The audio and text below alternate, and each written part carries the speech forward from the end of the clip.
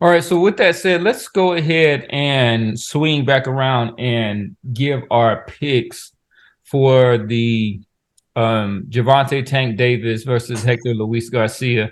So looking at DraftKings sports book, Javante Davis is a overwhelming favorite at negative 1,600, meaning that to win $100 back that you would have to bet 1,600, and your boy Hector Luis Garcia is a plus 800 underdog, meaning that a $100 bet on Hector Luis Garcia would net you $800 back. And just a couple of things in there. So Javante Davis by decision or technical decision, which might be good money, that's actually plus 350. So if you think that Hector Luis Garcia, who is undefeated, and I don't think he's ever been knocked down, actually, in as a professional. If you think he can last, $100 bet would get you back plus 350. But if you have Javante Davis by a knockout, that's a negative 400, meaning that you would have to put down $400 just to get back 100. If you have Garcia with the upset by decision, that's plus 1,400, and Garcia by a KO, that is plus 1,800. So let's start with Boston Jarrett. Give us your pick and how this fight will end. I think this fight ends similar to how the Mario Barrios fight ended. I think Tank's power eventually catches up with Garcia in the last 3 rounds. I'm going to go with Tank by knockout in the 11th left uppercut. Floors Garcia. I think Garcia will have picked himself up maybe once or 2 other times before that point. And I think the ref calls a halt to the action sometime in the 11th round. Yeah, that's actually a good money bet. That's plus 1,200 if you got Javante Davis by a win in round 11. So that might be, if you got $100 that you got sitting around, you might want to kind of put that down if you're feeling Boston Jarrett's pick. Coach Dave, how do you see this? Who do you see winning this fight in what fashion? I think Tank by devastating stoppage, man. I don't know if I don't think it's going. I really don't think it's going to go 11 rounds, man. I'm going to drop mine all the way down to about 8. I know Tank sometimes starts slow. I'm gonna drop mine down to the 8th round, and here's what I think, man. I hope. Okay, this guy, man. This guy, man. Watching his fights, I mean, dude, this guy's hands are so low. It could be that an uppercut, as Jarrett called. I think this guy's open to several shots. I personally think it might be right hook from Tank that gets this guy, even though they're 2 southpaws. When he was fighting Colbert and other fighters, man, right-handed fighters, he was extremely open to that right hand, which is normally natural when a left-handed fighter is fighting an orthodox fighter, which means that another southpaw, he's going to be super duper vulnerable to Tank's right hook. And the man just has his hands down low, man. He bends down. If Tank decides to box this dude a little bit, this kid, you saw what he did in Colbert. He was chasing him, running after Colbert. If Tank moves the way he moves when he fought Cruz, this guy's gonna get impatient and he's gonna do the same thing that Rolo did and get overly aggressive and run into some stuff. And Tank gonna put this guy out. I think it could be a difficult fight if this guy stood up and used his jab and looked for that uppercut on Tank. But I just see the guy fighting. He fights small, man. He fights bending over, drops his hands, and he does not move that head. And he's going to hit them counter shots, man, just going to light this dude up. So I'm going to go with Tank in the 8th round. Man. Right. Go ahead, Coach. No, I said by stoppage. 8th round, Tank. You took mine. I was going to say 8th round. That's when you got to go first. Hey, you can come on and join me, baby. You can join me. Great minds think alike. So I'm gonna go one up there, ninth round knockout, man. Because yeah, eighth round was where I was going. Because you know what I'm saying. I think by between 5, 6, 7, dude might slip up and get comfortable. And eighth round, that power ain't gonna go nowhere. He's just gonna catch him. So eighth or ninth. So I go ninth. Yeah, so the sixth, seventh, eighth, and ninth round, those are all plus 800 for Tank Davis by knockout for that. So I'll give my pick. I'm gonna say it's a little controversial, but I think Tank is going to I think he's gonna struggle a little bit. I think that Garcia he sees this as his Super Bowl. This is his moment. I think he's gonna come in incredible shape. Think he's gonna have a couple of rough moments, but I have Tank winning this fight. But I'm gonna say that it goes the distance. I'm trying to figure out how you think Tank gonna struggle, man. You still going on this guy's size, and I heard what the casual one said about it's possible that fighting in his hometown. But look, man, that joker done fought at Royal Farms, man. He done in Baltimore, man. He done fought at what's it, Coppin State University. This joker done fought in Upper Marlboro. This joker done fought at the DC Armory. Hey, man, Tank gonna crush this dude, man.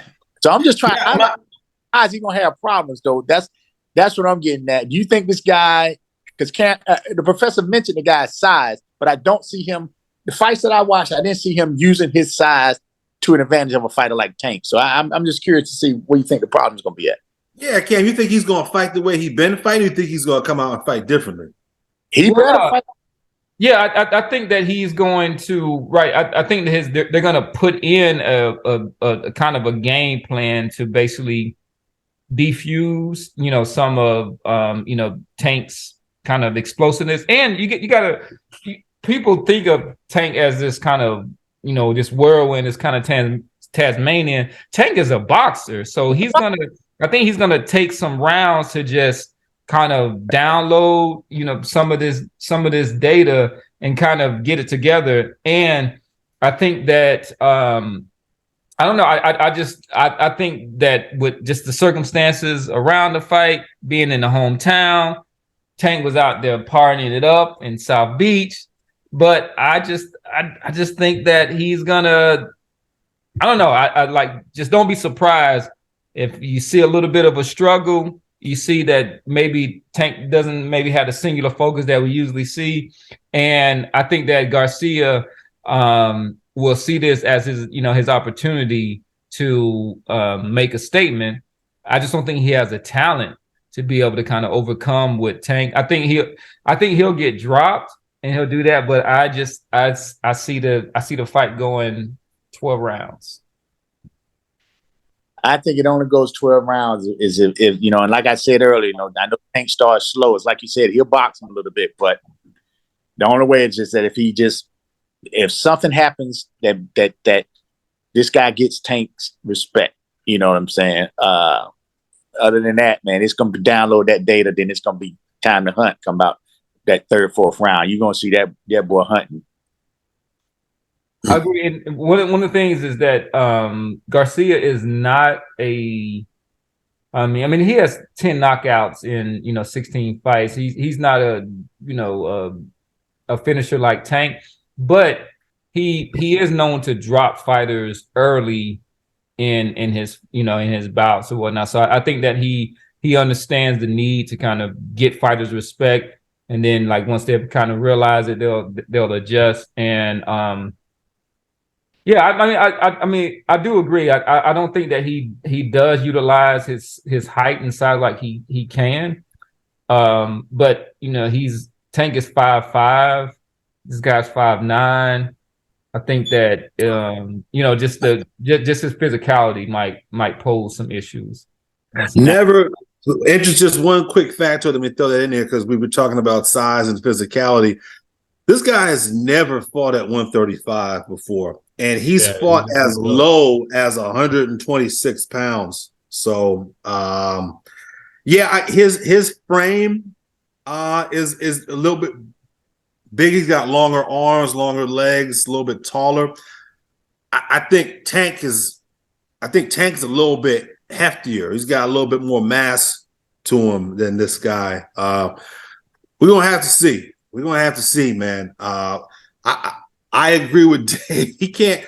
It's gonna be tough if he comes out there and fights how he been fighting. That ain't gonna work. I'm gonna do what I haven't done in a while and give this guy the benefit of the doubt based off of his Olympic pedigree. He comes out and hopefully shows some different looks to at least get him later in the fight. Maybe frustrate Tank, force him to take more time, more rounds to download more data because of the different looks, and get the fight late. Maybe make it ugly at times. He can't just come out and fight the way he fought Colbert, man. He's gonna get, because Colbert was catching him. Colbert was catching. One thing I told people, I said Colbert was catching him, but this guy is big for 130 pounds. I don't know that he is big for 135 pounds, and I don't know that he's going to be much bigger than Tank. Yeah, I mean, to me, that just screams of a easy weight cut, and I don't think I have some problems, but I mean, but what was, to me, what was Tank doing down in South Florida? Right? Was he training? I don't think he was training down there. What do you mean? Of course he was. That's what his camp was. His last camp was in South Florida. He's had camps down there before. I don't know why you would have a training camp in South Florida, man, though. But yeah, he's not like he was down there. I know he got in trouble or whatever, but he's had camps down there before. I didn't know his camp was down there. That's why I was mistaken. I thought his. Now, unless Dave, you have information to the contrary, isn't him and Coach Ford are down there for camp, right? Yeah, no, I don't know. I don't think he was down there really just doing out there partying on the boats, man, and lit, but he was working, man. Yeah. Yeah, I think his Barrios camp was there. Sorry, Dave. Go ahead. Yeah, nah. But I just like to say this though. What's gonna make the fight interesting, I think, in the early on is like a couple other fights watching this guy, man. He'll throw some punches. This cat will Garcia will throw some punches, man. He'll rip off 3, 4, 5 punch combinations, but that joker head stays in the same spot. But he will punch. So it might, people might ooh and ah at the beginning, and Tank might weather some of that stuff, and he, but that boy going to sleep. He gonna bring him out to, his brother is from here. Somebody had mentioned that on another podcast that I listened to. His brother is from here, and quietly, DC got a lot of Dominicans. It's not like, it's not like New York or Boston or Providence. But there's quite a few Dominicans here in the area, and if his brother's here, Dominicans, they're gonna be out. He's gonna have a nice little section, man. It should make for an entertaining, energetic atmosphere, especially if, like Coach said, he brings the fight to Tank. Yeah, I don't know how long that's gonna last, but yeah, it'll be entertaining. It'll be entertaining while it lasts. We'll see, man. I'm excited to watch this, man. I'm excited to watch this. Yeah, I am too. I'm definitely. So, all right, our pundit picks are in, and we've given the odds. So I think Tank Davis' decision, I think those odds were around 2,500. So you see how much that's a plus 2,500. So how much people think that's unlikely, and so just a little bit about the purses for this fight. So Tank has a guarantee of 1.5 million.